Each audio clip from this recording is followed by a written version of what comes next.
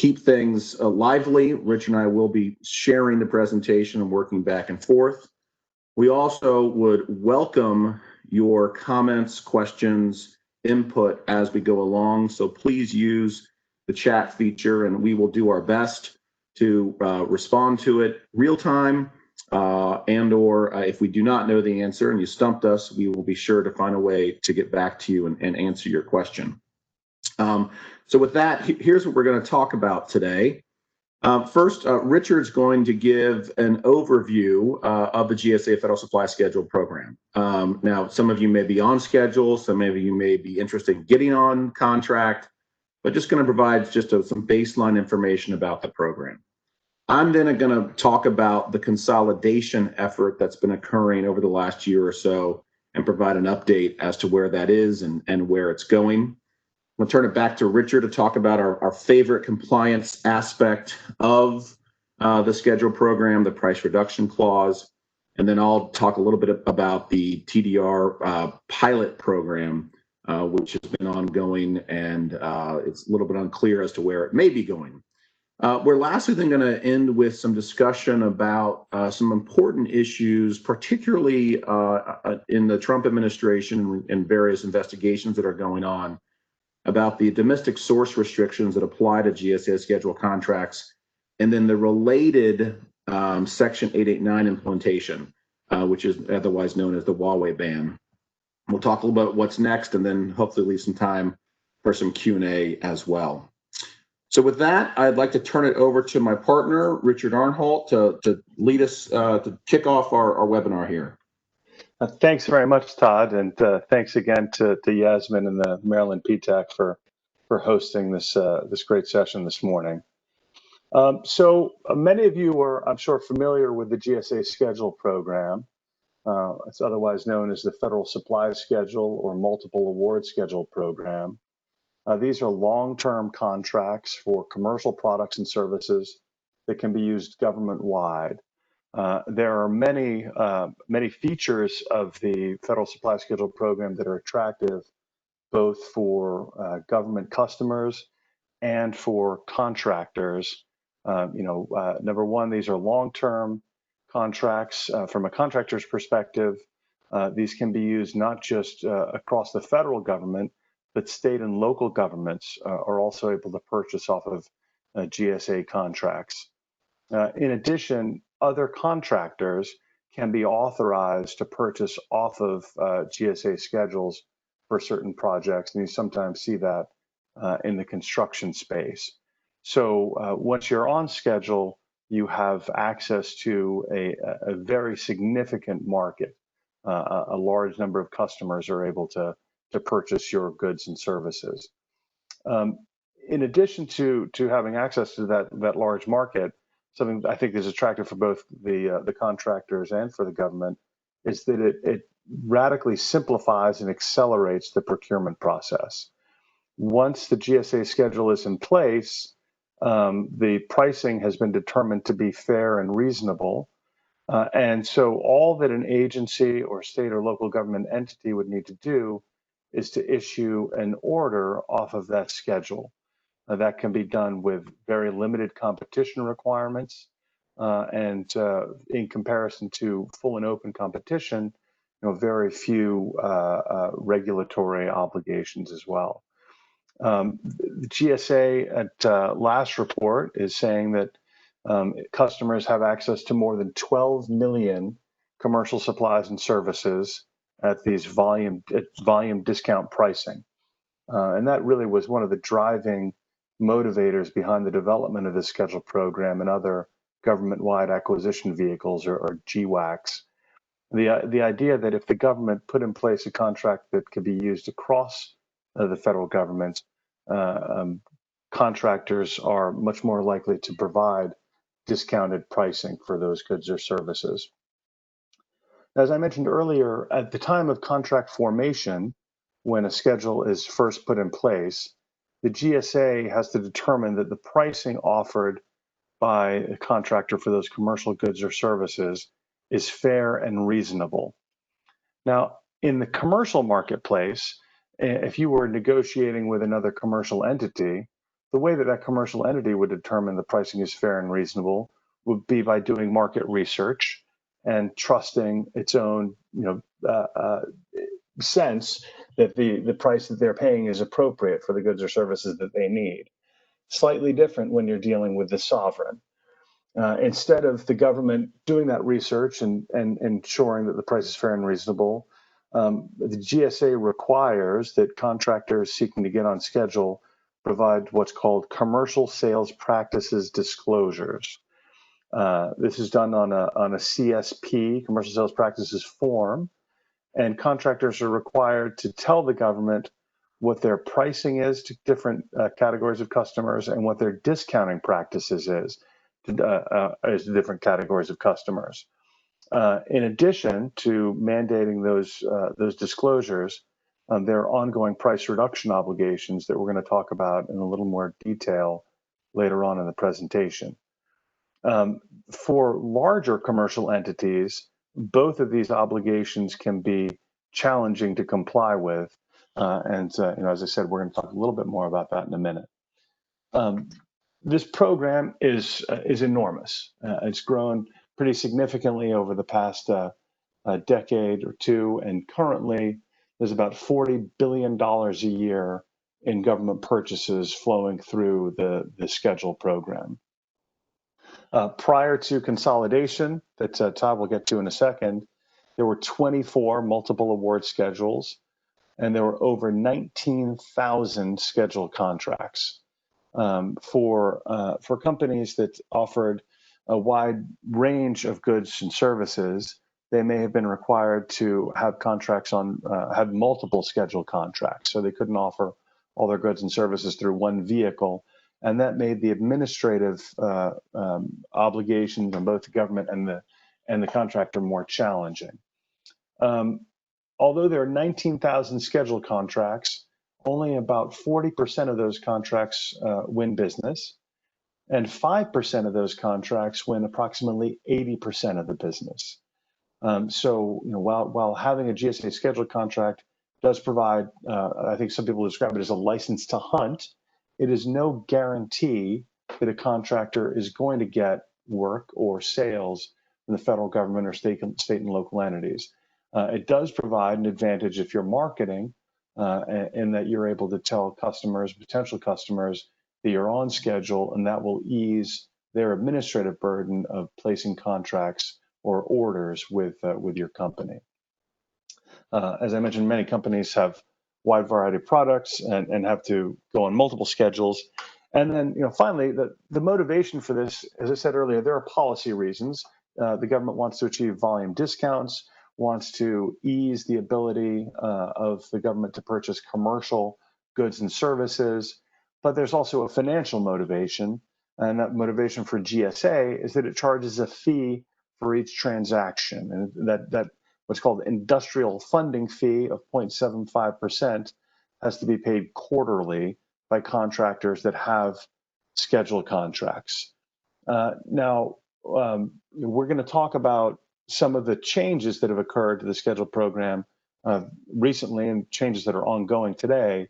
And one of the reasons for those changes is that the schedule program, as great as it is and as high a volume of sales that are going through it, it is facing competition from other government-wide acquisition contracts or GWACs, things like the NASA SOUP, which is Solutions for Enterprise-Wide Procurement, which has information and communications technology goods on it, is one of the types of contracts that have been competing, I think, pretty directly with the schedule program, and may have been a reason for some of the changes that Todd's going to start to get into now.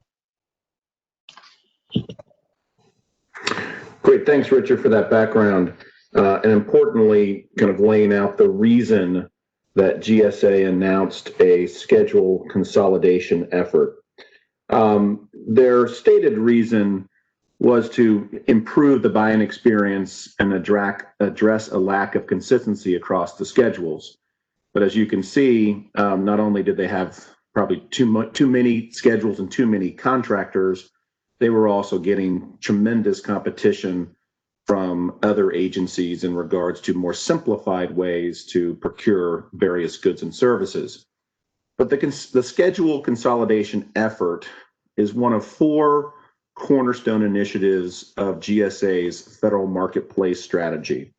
I think it's important to mention those other 3 to really highlight the various kind of initiatives that GSA has going on to make the buying experience more commercial and more customer friendly.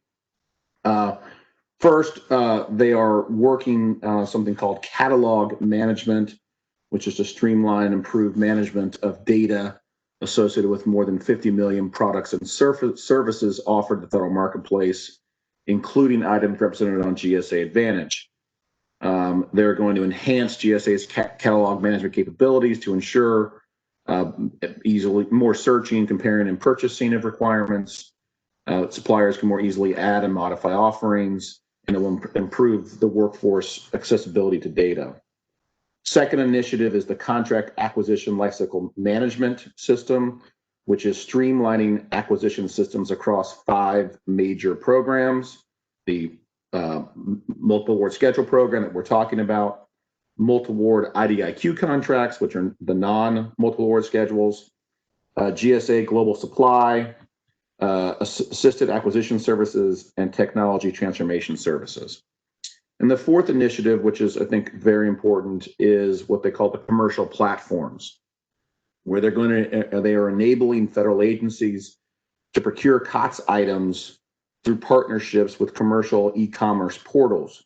They specifically have awarded 3 contracts already to Amazon Business, Fisher Scientific, and Overstock.com. They're testing these portals for purchases below the micro-purchase threshold of $10,000 using a proof of concept up to 3 years. And it's estimated there will be open market purchases on government purchase cards that could reach $6 billion annually off of these e-commerce portals. But turning back to consolidation, it is intended to provide consistency in the program for all stakeholders. Also intended to make it easier for customers to find a total solution under one contract vehicle, meaning that there are a consolidated effort of special item numbers under one contract vehicle so that you can get a total solution from one contract rather than having to, as you might have done in the past, have some sort of contract or teaming arrangement in place where an agency would purchase off of multiple schedules. Also wanting to ensure that terms and conditions are consistent and meet the needs of customers, and importantly, to eliminate duplicate contracts that contractors are holding, but also to eliminate overlapping or duplicate schedules. Now, phase 1 of the consolidation effort was completed in October of 2019 via the issuance of a new unified schedules solicitation. They then quickly moved into phase 2, which reached its milestone in July of 2020 through a mass modification, some of you may have received this, of existing schedule contracts, where it pushed out new terms and conditions of the unified solicitation as a mod. GSA has reported that approximately 99% of contract holders signed and returned the mod to GSA, therefore kind of putting forth the ability to create the unified contract for the contractor. Now, here's where it really begins. And it started in August 2020, and GSA is anticipating a completion over the next 5 to 10 years. And what is going to be happening is all current contractors with more than one schedule contract will consolidate their offerings down to one unique contract per, they call it unique identity identifier, i.e. right now still your DUNS number. Now that's a pretty, it sounds frankly a lot easier than it really is. This is a process that is new to GSA in the sense of taking an offering from one contract and putting it onto another, ensuring that pricing is consistent, terms and conditions are consistent, and it really will be a kind of a case-by-case process for contractors. GSA is supposed to be working with the affected contractors to put together their consolidation plans in the coming fiscal year. Now, what's important to remember is that in this unified contract or unified schedule, there are still our favorite terms and conditions. They're going to be consistent in terms of the delivery terms. The price reduction clause is still in the unified schedule, and of course the requirement that goods and services meet the Trade Agreements Act. As part of the consolidation effort, you'll have to make sure, or GSA should be making sure, that the PRC clause and the basis of award, which tracking customer, which was talking about in a minute, will make sense under the unified or consolidated contract. So it will. This is no wonder it will. It's scheduled to take another 5 to 10 years because, like I said, it will be on a contract by contract and contractor by contractor basis. Richard? Thanks, Todd. We're going to start to get into now some of the compliance obligations in the schedule program that present real challenges to commercial entities. Now, two things I think to keep in mind. Number one, this federal supply schedule program was set up to ease the administrative burden on contractors and on the government of procuring commercial goods and services.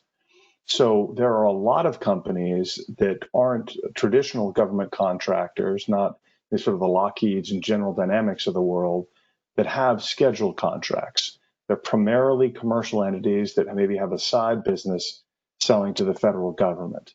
So things like the Federal Acquisition Regulation, or the DFARS and bid protests and claims at the Civilian Board of Contract Appeals. They are many of those issues are sort of beyond the day-to-day operations of these commercial companies, and can really pose a challenge for them. Another thing to keep in mind as we talk about the price reduction clause is that, as I mentioned earlier, as the sovereign, the federal government has the ability to demand from commercial companies information up front on these commercial sales practices forms. Something that a traditional commercial partner simply doesn't have the ability to do. And in addition to that additional negotiation technique available to the government also has more tools to maintain its discounting and pricing on these schedules. Now that is accomplished through the price reduction clause. Many people refer to this as a most favored pricing clause, and that's not quite what the obligation is. The price reduction clause, which is in the GSAR, or the GSA supplement, the Federal Acquisition Regulation, is included in this provision 552.238-75 is included in every GSA schedule contract, with an exception that Todd's going to get to in a minute, in a pilot program.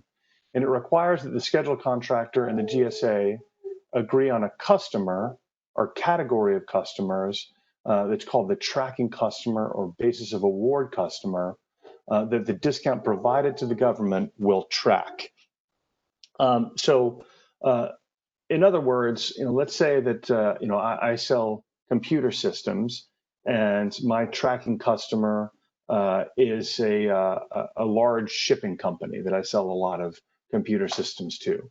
If I offer a discount to that shipping customer, the price reduction clause requires that I pass on a corresponding discount to the government to ensure the relationship of the price to my shipping customer and the government remains the same. The tracking customer should be a customer that purchases like the government. There are some features of government purchases that are different from the way a commercial entity would purchase. It traditionally can't guarantee purchases over multiple years. Typically, can't ensure that it will purchase a warranty along with equipment for an extended period, and so on. Many contractors, when they are negotiating with the government to select a tracking customer, select all commercial customers. Now, we strongly encourage contractors to try to narrow that. Now, the GSA is going to try to have the broadest tracking customer possible. So if you provide a discount to any of your commercial customers, that would trigger the price reduction obligation in this clause. But you can, as I said, focus on reasons why a number of those commercial customers are different or purchase in ways that are unlike the way the government purchases, and narrow that down to one particular company or a certain category of companies. It's one of the reasons why we typically recommend that when companies are looking at getting on the schedule, they are getting a schedule contract, they engage either experienced government contract counsel to support them, or one of the many consulting companies that have experience with the schedule program to ensure that you're set up for success from the get-go. And this is a very important component, sort of a foundational component of that success on the schedule program. Now, as I said earlier, this price reduction clause does not require most favored pricing, but rather maintenance of that discount relationship. So just to give you another example, a 5% reduction in the price to the tracking customer would have to be reported and would likely trigger a 5% reduction in the government price. For commercial companies, this can be difficult to keep track of, particularly if you have a very broad tracking customer. We're going to get into some examples where companies have run afoul of these obligations and gotten in some significant amounts of trouble. But if you're a very large company and your tracking customers all commercial customers, you're going to have to put in place pretty complex and robust systems to track discounts that your sales force is giving to any of your company's customers. And so that can be a real challenge. As I discussed earlier, contractors are required to provide commercial sales practices disclosures explaining their discounting practices, and these CSPs are used in negotiations with the GSA to set the price and the tracking customer. There's potential liability for noncompliance in two main areas, really, at the contract formation stage. It's the CSP disclosures. Were those accurate? Did the company ensure that it sort of did a survey across its sales force to identify all of the discounting practices for different categories of customers and report those truthfully to the GSA during negotiations? And then there's the ongoing compliance risk, and that is the company ensuring that it's complying with the price reduction obligations? Is it promptly reporting discounts to the tracking customer and basis of award customer, and then passing on those discounts to the government? Now, non-compliance with these obligations can result in very significant consequences. One of those is potential termination of the GSA schedule contract. Another is potential suspension and debarment or exclusion from the government marketplace, for those of you who are familiar with that administrative tool. And for companies that have a large percentage of their revenue from government contracting, suspension and debarment can be a sort of a death knell for the entity. And finally, there's potential False Claims Act liability. Now, I'm going to talk about a couple of cases that have been brought as False Claims Act cases, and many of you are probably familiar with this statute. It permits individuals to bring cases in the name of the government. Those individuals are referred to variously as whistleblowers or qui tam relators. And it's often a way that companies find themselves facing False Claims Act liability. For example, Corning Incorporated entered into a GSA schedule contract to sell laboratory research products to the government, and a former Corning employee filed a qui tam False Claims Act suit in federal court alleging that Corning had knowingly failed to report discounts to the customers forming its basis of award, and that it knowingly failed to provide the government with corresponding discounts. Corning settled that case for $5.65 million. It admitted no liability, but a significant chunk of change. And the whistleblower in that case, one of the motivations for these qui tam relators is that they receive a portion of the money. The whistleblower in that case received approximately $900,000. In another False Claims Act suit relating to the price reduction obligation and CSP disclosures, CA Inc.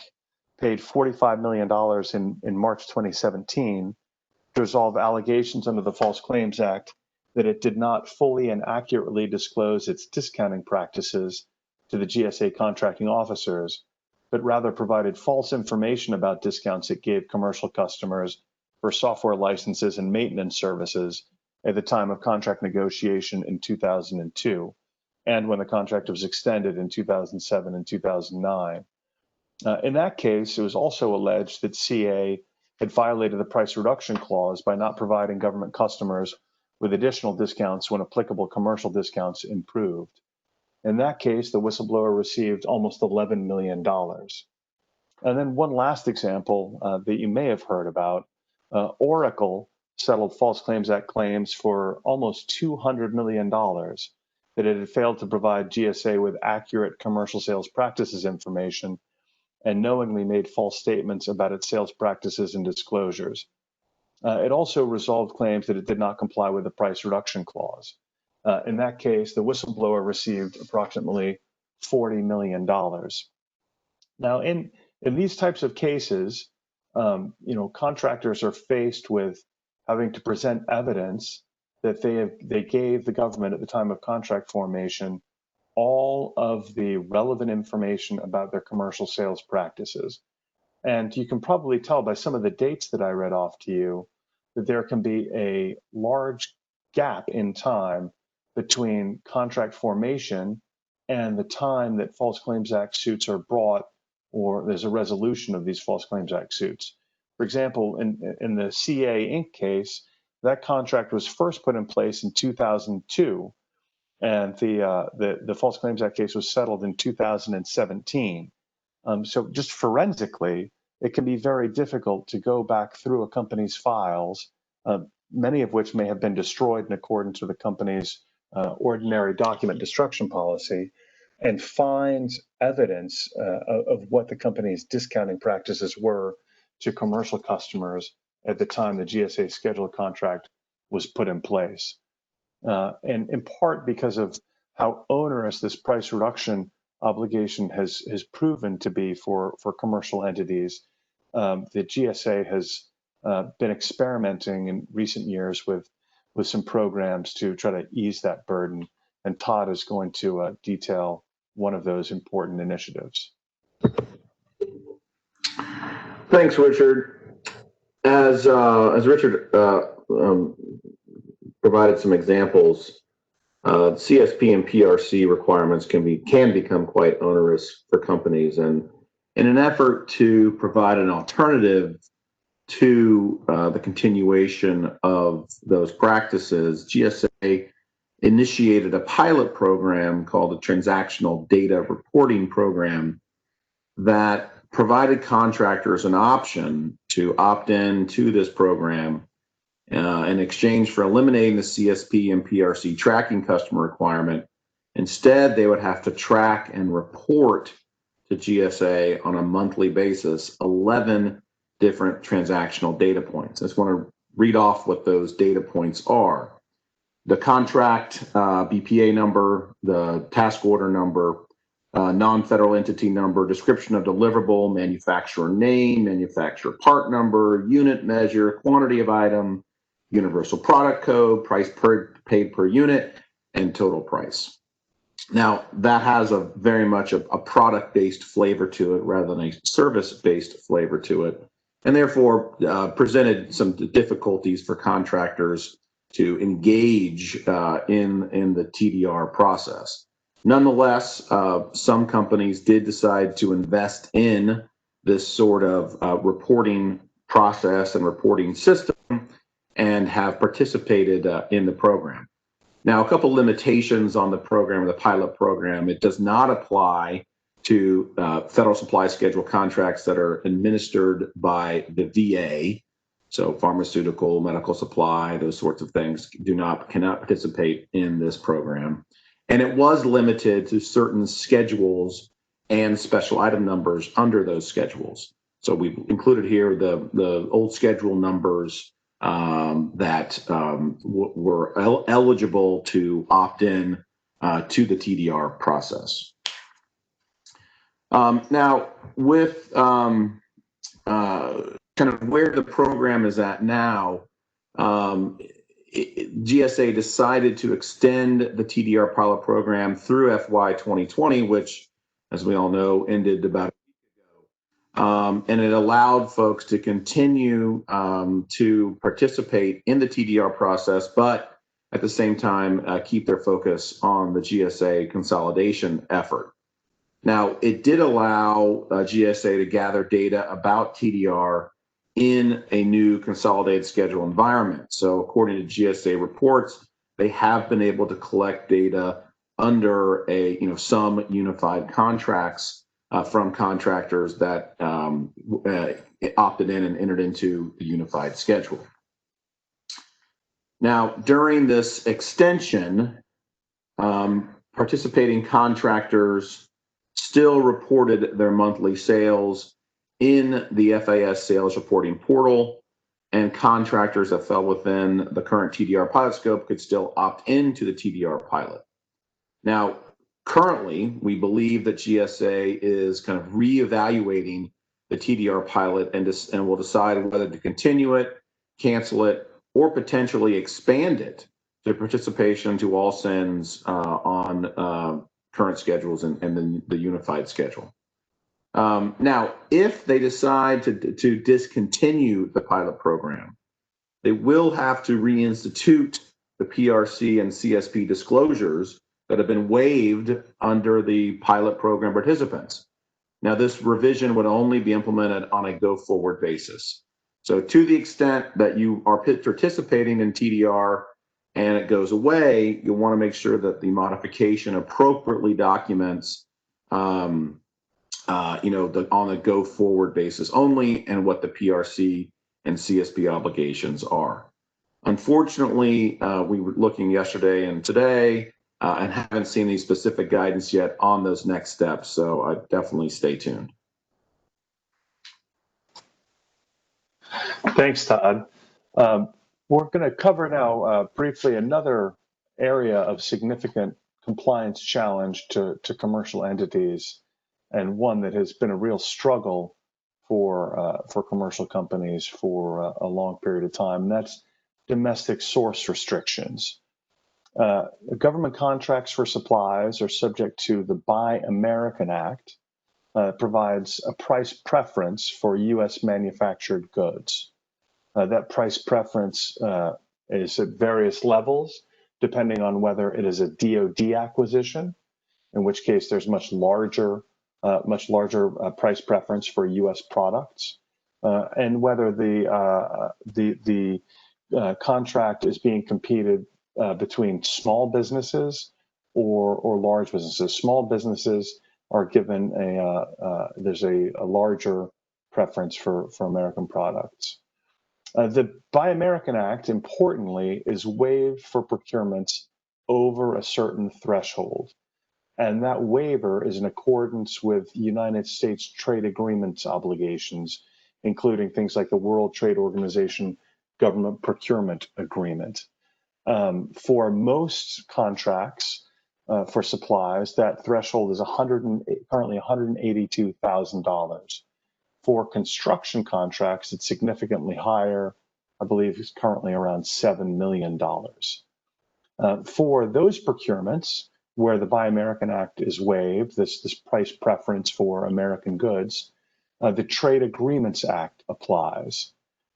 Importantly, the Trade Agreements Act, unlike the Buy American Act, is not a price preference.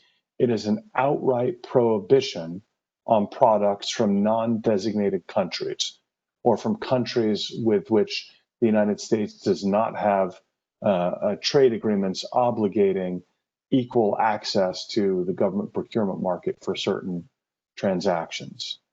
The distinction or the time at which the amount of the contract is measured is at formation. And it's measured by determining what the anticipated value of the contract will be over the life of that contract vehicle. For the GSA schedule contracts, because there could be potentially a significant volume of business flowing through them, those are subject to the Trade Agreements Act, meaning all products that are listed on the GSA schedules must be manufactured or substantially transformed, and that's a whole detailed and very nuanced analysis, in the United States or Trade Agreements Act designated countries. Those designated countries include World Trade Organization government procurement agreement countries, free trade agreement countries, least developed countries, and Caribbean basin countries. There are some very important, notable exclusions from this list of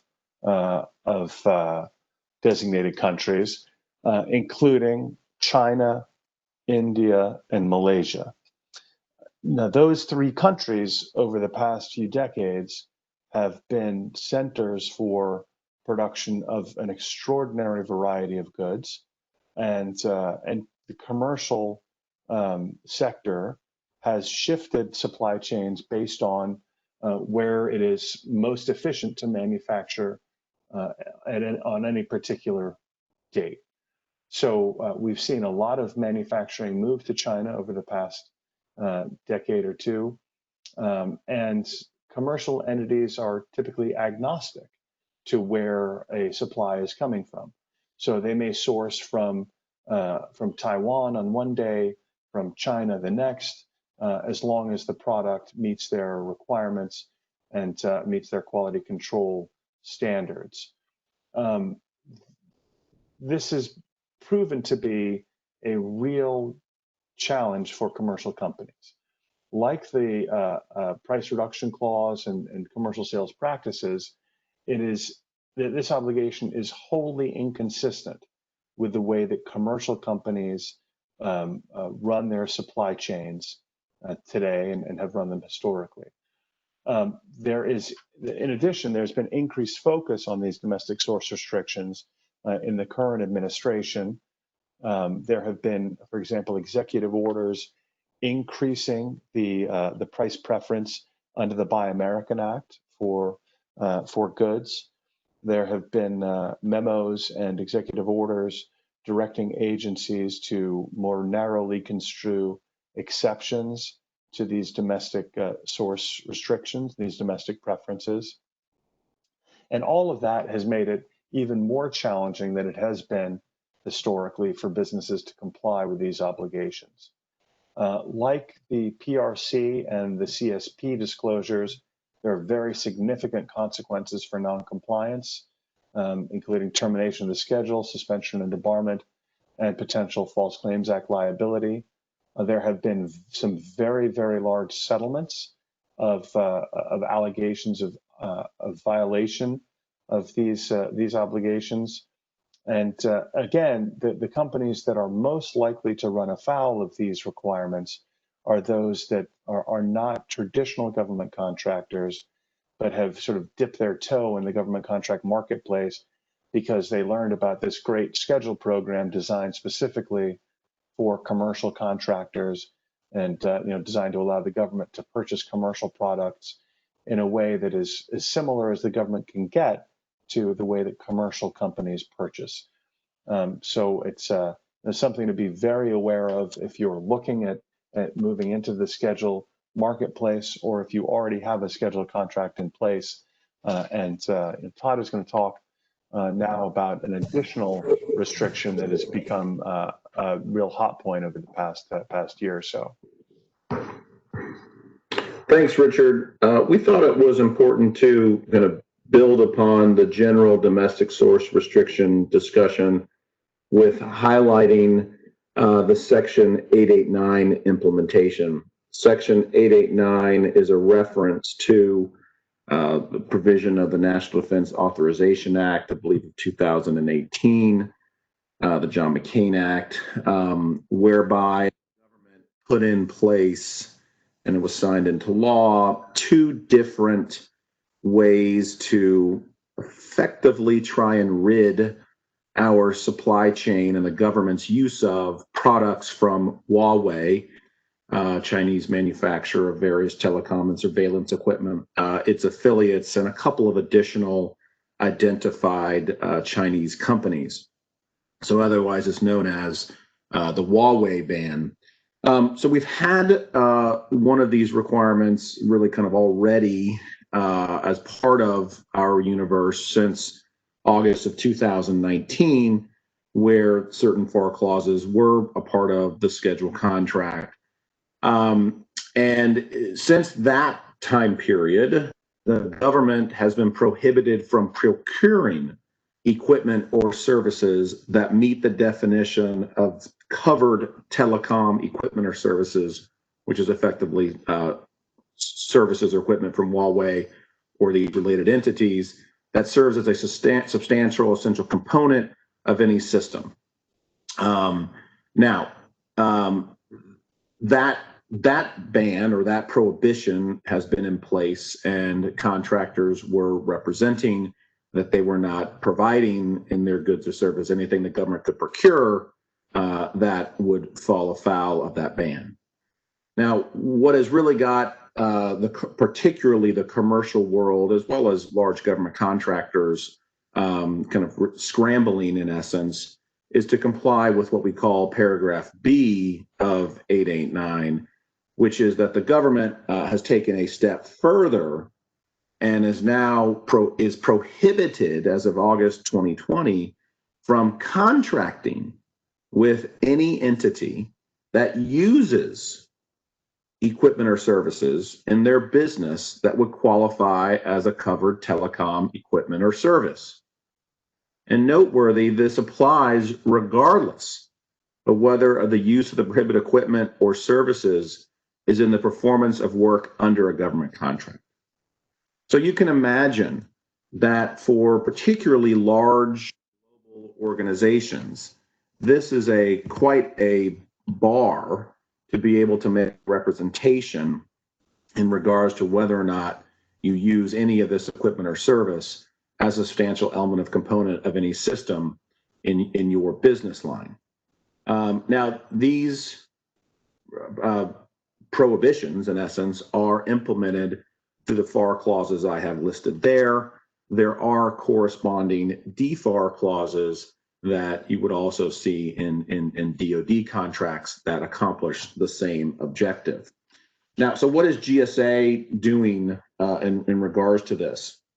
Now, I will say that there has been extremely little guidance on the implementation of 889 paragraph B. In fact, I think most industry observers thought that the implementation of paragraph B that launched in August 2020 was going to be delayed. The Pentagon itself had requested that Congress delay and the president delay the implementation of paragraph B because the industrial base just wasn't ready. Now there's waiver provisions for paragraph B, but they're limited waiver applicability. And so GSA, DoD did issue a memo, has been helpful to contractors, but GSA actually has been one of the few agencies that have kind of stepped up and tried to provide guidance to their contracting base, and hosted a webinar in early September that kind of explained what GSA's process was going to be in regards to flowing down really in essence, the updated FAR clauses that incorporate the requirements of paragraph B.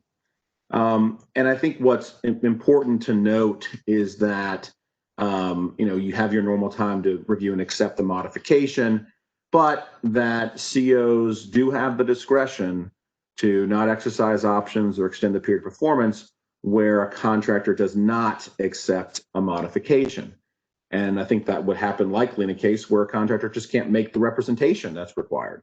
And unfortunately, there's no caveats. There's no areas to write in. Well, we're getting close.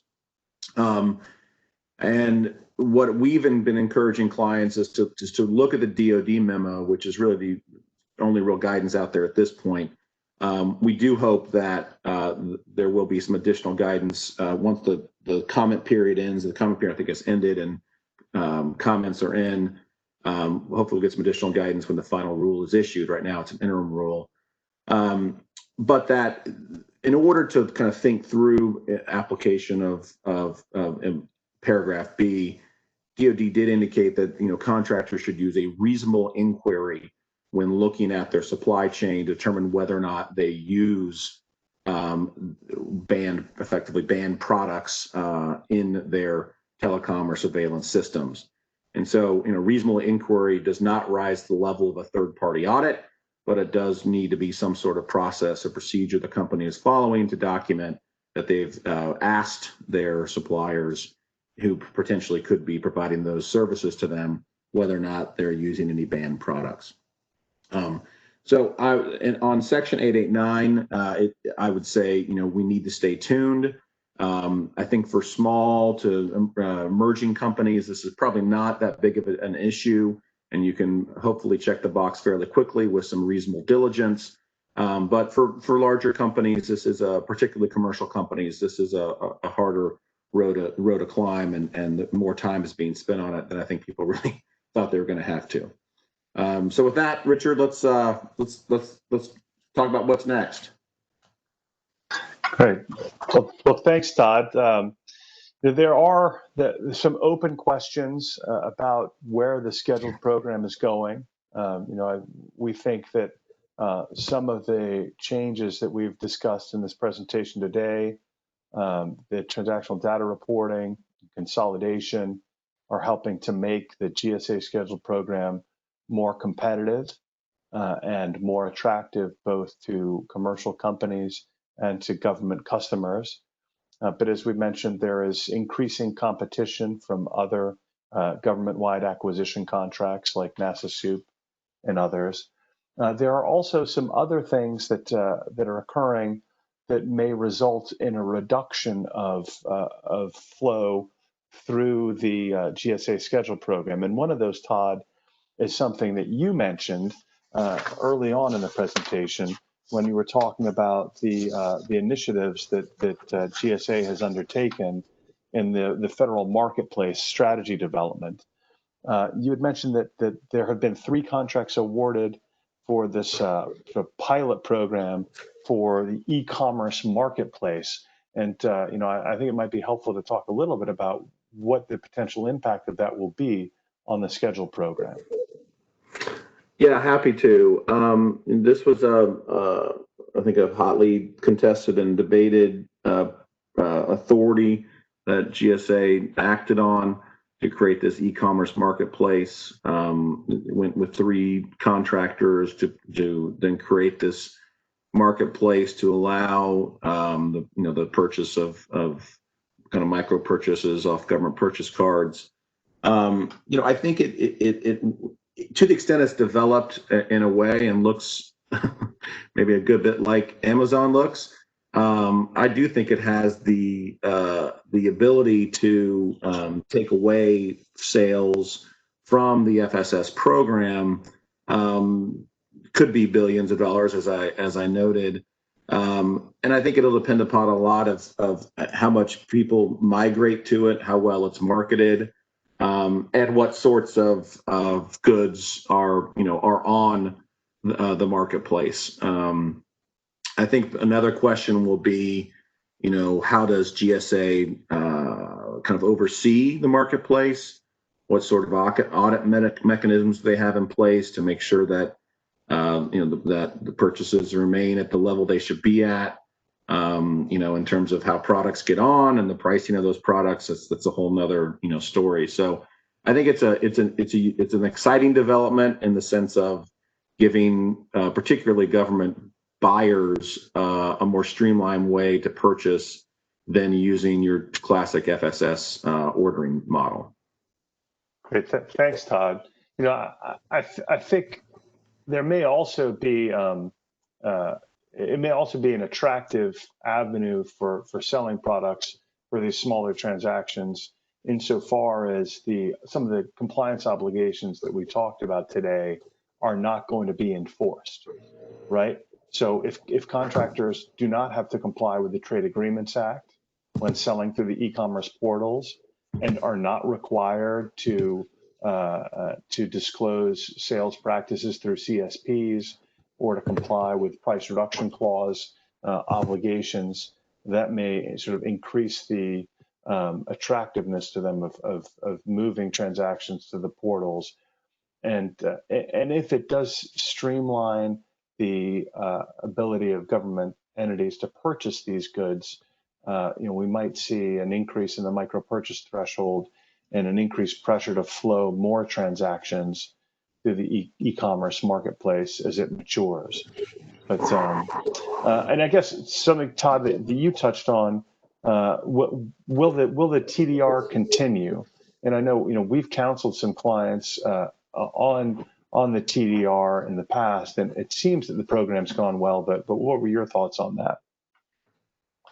Yeah, I think based upon anecdotal evidence, the companies that have invested in the reporting and tracking infrastructure and have gone through that process, I don't think that's a cheap process or inexpensive process. I think have had good results with it.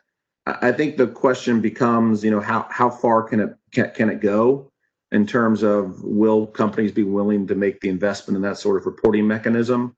And obviously, if you're making monthly reports, your data's got to be accurate. So you got to have a good system in place. So I think from GSA's perspective, I think it's something that people have participated in. It's produced good data. GSA seems to like data right now. It gives them more information as to what people are buying and when they're buying it and at what price.